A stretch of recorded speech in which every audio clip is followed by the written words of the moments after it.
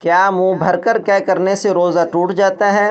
یہ سوال اکثر لوگوں کو رمضان میں کنفیوز کرتا ہے، اس لیے اس ویڈیو کو توجہ سے سنیں اور مسئلہ سمجھیں۔ اگر کسی شخص کو روزے کی حالت میں قے ہو جائے یعنی الٹی آ جائے تو اس کی چند صورتیں ہو سکتی ہیں۔ پہلی صورت یہ ہے قے خود بخود ہوئی اور منہ بھر کر نہیں تھی بلکہ کم تھی، تو اس کا حکم یہ ہے کہ اس سے روزہ فاسد نہیں ہوگا۔ دوسری صورت یہ ہے کہ خود بخود ہوئی اور منہ بھر کر ہوئی، اس کا حکم بھی یہ ہے کہ اس سے روزہ فاسد نہیں ہوگا۔ تیسری صورت یہ ہے کہ خود بخود نہیں ہوئی بلکہ جان بوجھ کر قے کی اور منہ بھر کر نہیں کی، تو اس سے بھی روزہ فاسد نہیں ہوگا۔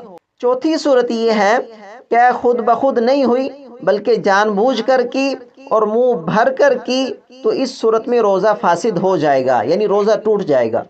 اور پانچویں صورت یہ ہے کہ منہ بھر کر ہوئی اور ساری قے یا اس میں سے چنے کے برابر مقدار یا اس سے زائد کو روزہ یاد ہوتے ہوئے جان بوجھ کر اپنے اختیار سے اندر اتار دیا، تو اس سے روزہ فاسد ہو جائے گا۔ یعنی ان پانچ صورتوں میں سے صرف دو صورتوں میں روزہ ٹوٹے گا۔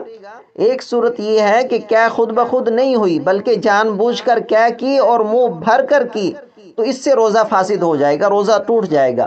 اور دوسرا اس صورت میں روزہ فاسد ہوگا کہ قے منہ بھر کر ہوئی اور ساری قے یا اس میں سے چنے کے برابر مقدار کو یا اس سے زائد کو روزہ یاد ہوتے ہوئے جان بوجھ کر اپنے اختیار سے حلق سے نیچے اتار دیا، تو اس سے روزہ فاسد ہو جائے گا۔ یعنی کسی آدمی کو منہ بھر کر قے ہوئی اور اس نے جان بوجھ کر، روزہ بھی یاد تھا اور جان بوجھ کر اپنی اختیار سے اس قے کو یا اس میں سے تھوڑی سی مقدار کو واپس حلق میں اتار دیا، تو اس سے روزہ فاسد ہو جائے گا۔ اگر جان بوجھ کر نہیں اتارا، اپنی اختیار سے نہیں اتارا بلکہ خود بخود واپس چلی گئی، تو اس سے بھی روزہ فاسد نہیں ہوگا۔